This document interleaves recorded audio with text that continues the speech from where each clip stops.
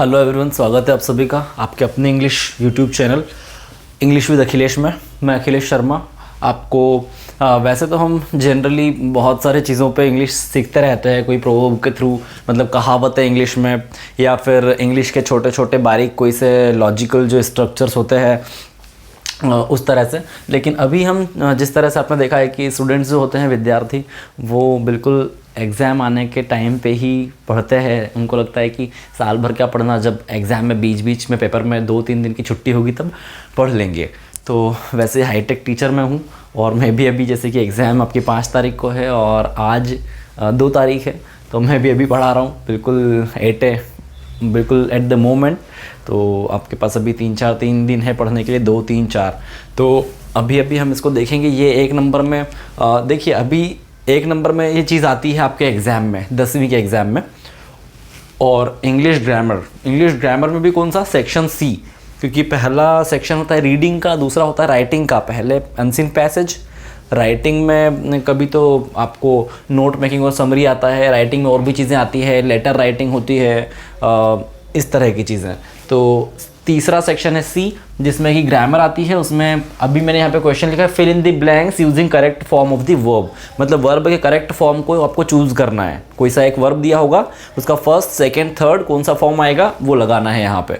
तो आपको ये क्वेश्चन इस तरह से आता है, फिल इन द ब्लैंक्स करके। अभी हम देखने वाले हैं प्रेजेंट सिंपल और पास्ट सिंपल। प्रेजेंट सिंपल और पास्ट सिंपल मैं बोल रहा हूँ, आप इस पर ध्यान रखिए। इस तरह का सेंटेंस ज़रूर एग्जाम में आपको 1 नंबर का आता है।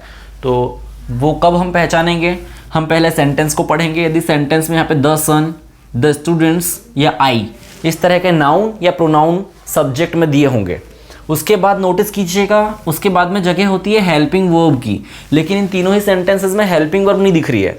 Is, am, are, was, were, do, does, did, या फिर has, had, have, will be, shall be या विल शैल, यहाँ पे ऐसा कुछ भी नहीं है।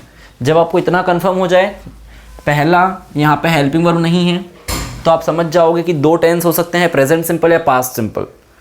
अब प्रेजेंट सिंपल है, पास्ट सिंपल है, पहचानने के लिए आपको सेंटेंस में देखना है कि सेंटेंस यदि यहाँ पे ख़त्म हो रहा है तो सेंटेंस में कहीं पे बीते हुए समय को बताने वाला कोई शब्द दिया हुआ है क्या। यहाँ पे ईस्ट पे ख़त्म हुआ है, कोई बीते हुए समय को बताने वाला शब्द नहीं है। Students in this ground daily, daily जो शब्द है प्रतिदिन, ये बीता हुआ समय नहीं होता। प्रतिदिन मतलब रोज, प्रतिदिन, तो ये भी बीता हुआ समय नहीं बता रहा है। आई अ क्रिकेट मैच येस्टरडे, येस्टरडे मतलब बीता हुआ दिन, यहाँ पे है बीता हुआ समय। तो यदि बीता हुआ समय दिया हुआ है मतलब पास्ट सिंपल में है वो सेंटेंस। तो हमें समझ में आया, जो तीसरा सेंटेंस है पास्ट सिंपल में है। और इन दोनों में देखिए, इन तीनों में ही हेल्पिंग वर्ब नहीं है, मतलब ये तीनों या तो प्रेजेंट सिंपल के हैं या पास्ट सिंपल के हैं। अफर्मेटिव, ओके, प्रेजेंट सिंपल का अफर्मेटिव है इन तीनों में से कोई सा, या फिर पास्ट सिंपल का अफर्मेटिव है। तो इसमें बीता हुआ समय दिया हुआ है, मतलब पास्ट सिंपल का अफर्मेटिव है ये सकारात्मक सेंटेंस। और ये दोनों प्रेजेंट सिंपल के हैं। पहले हम प्रेजेंट सिंपल के 2 सेंटेंस लिखे थे, उनका केस देखते हैं। यहाँ मैंने एक टेबल दिया हुआ है सिंगुलर सब्जेक्ट्स का, उधर प्लूरल सब्जेक्ट्स का। यदि वाक्य में कोई हेल्पिंग वर्ब नहीं है तो प्रेजेंट सिंपल है। प्रेजेंट सिंपल में यदि सिंगुलर सब्जेक्ट है तो इस तरह से होंगे, प्लूरल सब्जेक्ट होंगे तो ये होंगे।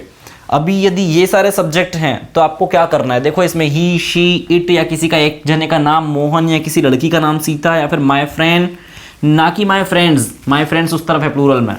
माय फ्रेंड, मोहन और सोहन, यदि और से 2 नाम जुड़े हैं वो भी सिंगुलर में आते हैं। One of my friends, friends तो लिखा है लेकिन उसमें से बात की जा रही है वन की, तो यहाँ पे ये भी सिंगुलर ही है। दिख रहा है फ्रेंड्स प्लूरल में, लेकिन यहाँ पे वन लिखा हुआ है, वन ऑफ माई फ्रेंड्स, ध्यान दीजिए। द मून, एक ही होता है चंद्रमा। तो ये सारे सब्जेक्ट हैं आपके सिंगुलर, ये सारे हैं plural. I, we, you, they, my friends या मोहन एंड सोहन, एंड से जब जुड़े हों 2 नाम तो प्लूरल होते हैं। अब यदि ये सारे सब्जेक्ट हैं तो आपको लगाना है वर्ब का फर्स्ट फॉर्म, और वर्ब का फर्स्ट फॉर्म भी वो जिसमें कि जुड़ा हुआ हो प्लस SES, क्लियर। यदि ये सारे सब्जेक्ट हैं प्लूरल तो आपको इन सारे सब्जेक्ट्स में वर्ब का फर्स्ट फॉर्म ही लगाना है, SES वाला नहीं लगाना है। और ING वाला तो बिल्कुल नहीं लगाना है, क्योंकि हेल्पिंग वर्ब नहीं दी है। बिना हेल्पिंग वर्ब के नो ING, कोई ING नहीं आ सकता। तो सीधी बात है, यहाँ देखा हेल्पिंग वर्ब नहीं है, यहाँ देखा बीते हुए समय को बताने वाला शब्द नहीं है, मतलब प्रेजेंट सिंपल, तो प्रेजेंट सिंपल। और यहाँ जब देखा द सन मतलब सिंगुलर, जैसे यहाँ पे द मून लिखा है वैसे द सन सिंगुलर, तो वर्ब का first form plus SIS SESIES, तो यहाँ पे राइज इसमें नहीं है, SESIES राइजेस इसमें बिल्कुल है, तो यही ऑप्शन सही रहेगा राइजिंग।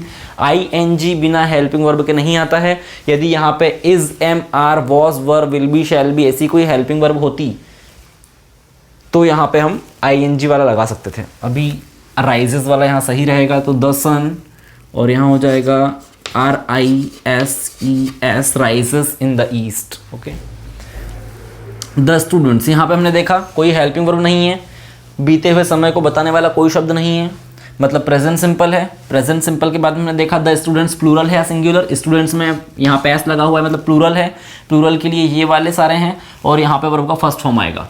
तो इसके लिए दूसरे और तीसरे के लिए जो ऑप्शंस हैं वो ये हैं, प्ले, प्लेड या प्लेइंग। तो ING नहीं आ सकता बिना हेल्पिंग वर्ब के, प्लेड आएगा बीते हुए समय के लिए, प्ले, तो यहाँ पे हम लिख देंगे प्ले। प्लूरल में फर्स्ट फॉर्म और सिंगुलर में फर्स्ट फॉर्म के साथ SESIES।